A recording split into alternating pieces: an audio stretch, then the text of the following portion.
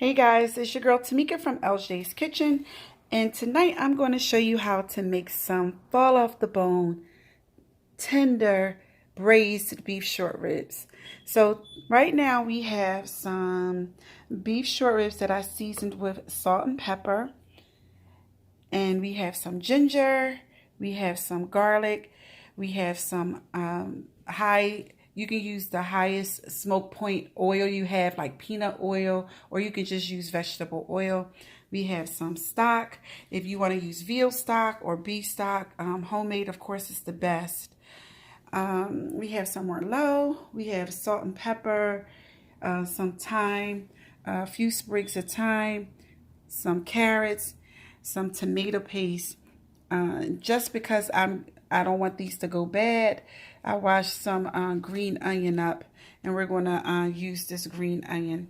And did I mention our red wine? Yes. Don't get expensive red wine for this because we're going to cook the alcohol all the way out of it so that we can just get the flavor of the wine.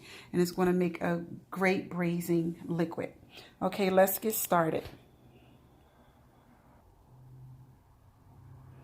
We're going to heat our pan and add our oil, a generous amount of oil, maybe a couple tablespoons of oil to our pan, because we're going to brown our meat in this, and we want to make sure that we start with a hot pan.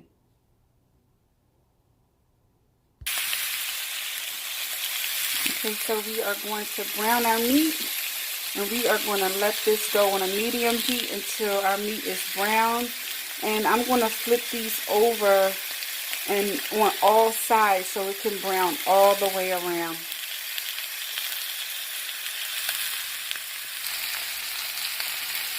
You want them to get a nice crust on them and a nice sear.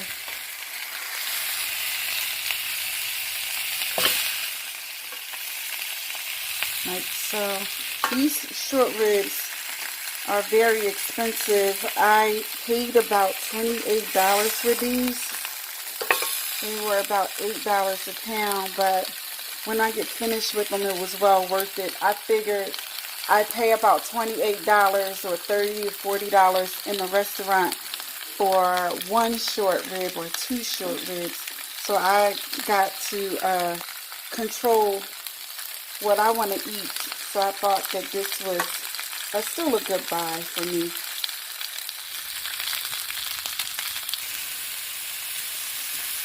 Be sure to brown them on all sides, front, back, and all the sides, all four sides. Oh, and the other thing is, make sure your meat stays out for at least an hour. It sits out for at least an hour before you start to cook them, because you want them to be fairly room temperature and not right out of the refrigerator when you start the cooking process. Okay guys, so we are going to take these out and we are just going to sit them off to the side. See how nice and brown they are?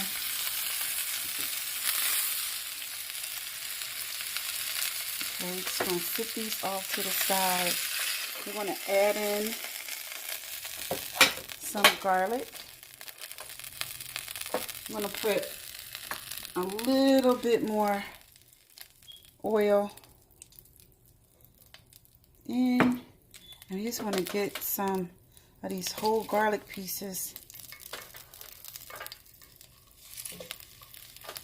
And don't worry about the skin, okay? The skin is going to be okay. We're going to put the whole garlic and let that just kind of go for about 5 minutes. And then we're going to add our tomato stock, tomato paste. I'm sorry guys, it's been a long day. Okay, so we added in our garlic, and we also added in our ginger. I'm just going to let that go.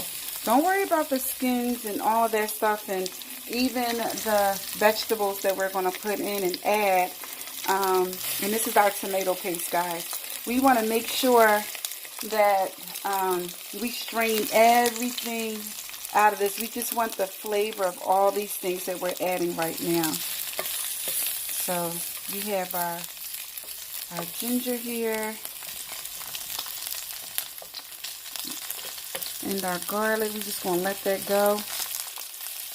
It smells so good in here. And this is our tomato paste. When you add tomato paste to when I add tomato paste to any dish, I like it to just get a little brown.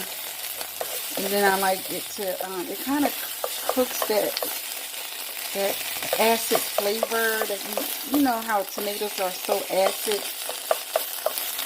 It's so acidic. It kind of takes that taste out of it. But it's all good.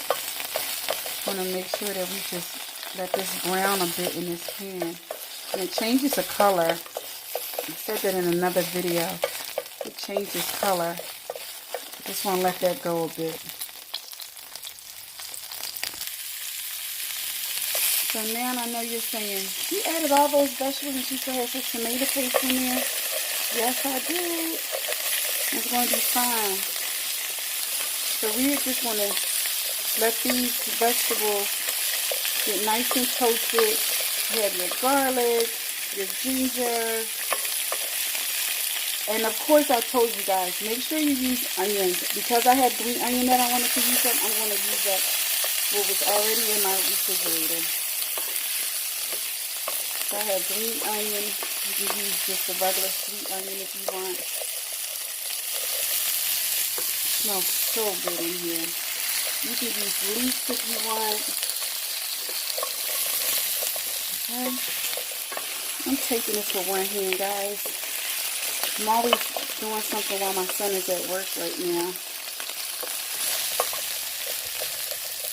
Well, my sweetie is not here, so I can't get anybody to tape for me.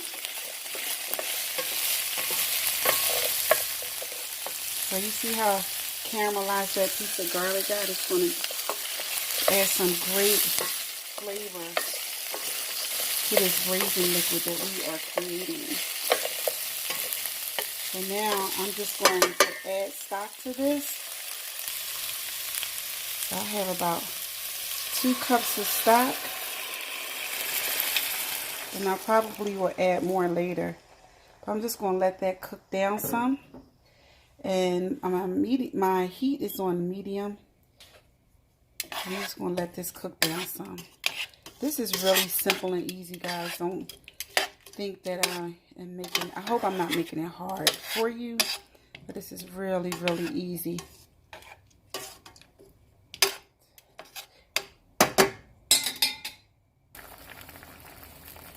So now our chicken stock is coming to a boil. We have it on a medium heat. And we are going to let this go for a bit because we want our vegetables to get nice and tender. Also, and start to infuse flavor into this rich broth and braising liquid that we're creating. I did add in my thyme, guys. If you want to put a bay leaf in, you can. I chose not to this time. And I'm going to, at this time, add my red wine. And we're going to turn this up on high heat because I want to cook all this alcohol off, and I just want the richness of the red wine to stay. And I'll show you what the next step is in just a bit. We're going to let this go for about a good 15 minutes and let it reduce down halfway.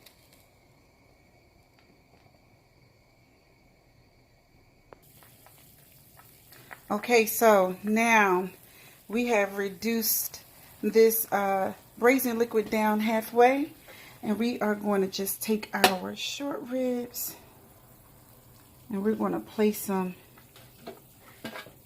I hope this is big enough. It may not be, but we're going to try it. Place it into this pot here, this pan. This is not a pan, this is a baking dish that I have. I'm going to place this right in here. Doesn't matter how they go because they're all going to cook at the same time. And then we're going to take this braising liquid and pour it all over. I'm going to try to do this carefully. And again, we are going to strain out everything later. Whatever doesn't get covered, whatever doesn't get covered, we are going to make sure we cover the rest with some beef or veal stock, okay? Okay, so we are just going to add more liquid stock. We're going to add more stock to this. We want to make sure that our beef gets nestled down right in there and gets covered. We're going to put a lid on this, and we are going to stick this in a 300-degree oven for about 3.5 hours. And we're going to put this in cold. I want to put this in cold so it can start to bring up the temperature very slowly. And then we will see what it looks like when it comes out. And then I'll take you to the last step. Okay, so they just came out of the oven. This is how they look. We are going to take them out of all this braising liquid and strain the braising liquid and begin to skim it for fat and then thicken it up. And I'll show you how to do that. I removed these beautiful short ribs from the braising liquid, and we are going to take these bones just slid right out. Look at this. Look at that. Look how tender. Whoops. Look how tender it is. Look at that bone. Just slides right off of that bone. So we're going to take these bones and I'm going to put them in a freezer bag and use them later for another beef stock, because these are nicely roasted and they have lots of bone marrow in it. So it's going to be good for some beef stock later on. So I put all the vegetables and everything in this sieve and strained everything. And I pushed as much of the liquid out as I could. And then we can discard of this, all these vegetables. Because we got all the flavor right in this pan. Now, and this is optional, I did add about a cup of red wine in the pan before I added the pan drippings. And I reduced it down to about 1/2 cup. And then I added, because I wanted to cook all the wine flavor out again. And then I added all my braising liquid back in. So we are going to let that heat through just a bit. But if you notice, I'm going to take this halfway off of the fire. And I just want to skim the fat. I don't know if you're able to see it, but the fat is going to kind of go to one side. And then I'm going to skim the fat so that we don't have all that. We can just have all the goodness of the braising liquid and none of the fat. Be sure to take your time for the skimming part, because it's going to take some time. So be patient to get that fat out of your braising liquid. You may have to just do this a couple times. It's hard to try to hold the camera and do this at the same time, but I wanted you to kind of get the drift.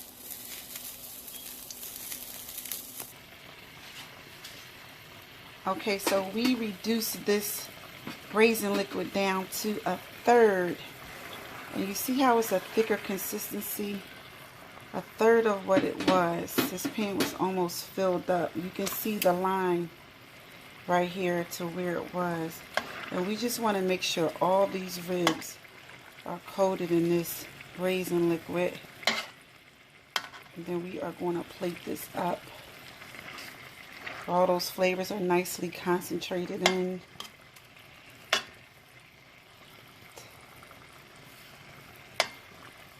Okay, we're going to get them all back in here. said all like we had a lot. It was only 4.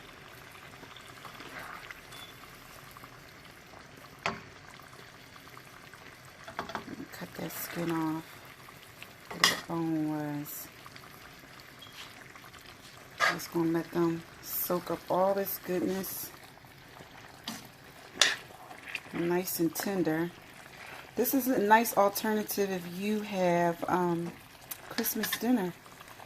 So I want to plate it and show you what it looks like. Now they are ready. Look at that, all that goodness. It took a little time, but it's well worth it. Okay, so I'm just going to put some parsley on there. I'm going to plate this up. Let me see. This is a nice one. Put it right on our mashed potato. Like that.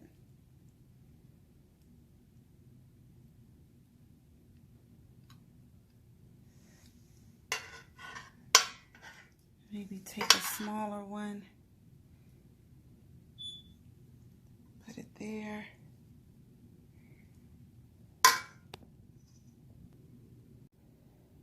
Okay. Gotta see how fork tender this is. Braised beef short ribs. It took a while. Look at how it just breaks up. Okay, let's get some on our fork.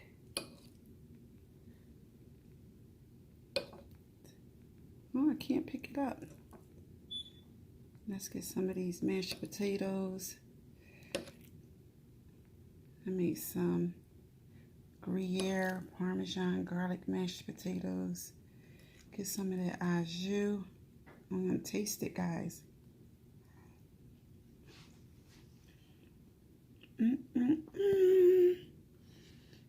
I have not been to a restaurant yet, and I felt like I got this kind of quality of a beef braised short rib. These are really good.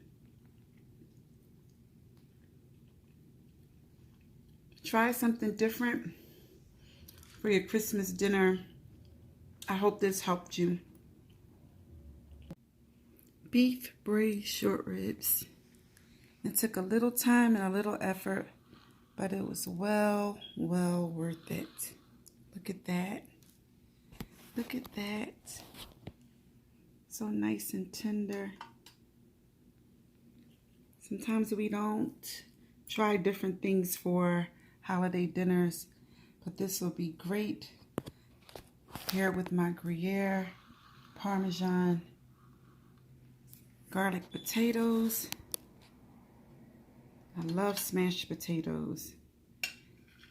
And I love this au jus, or the reduction of this liquid pan drippings. Look at that. That looks good, right?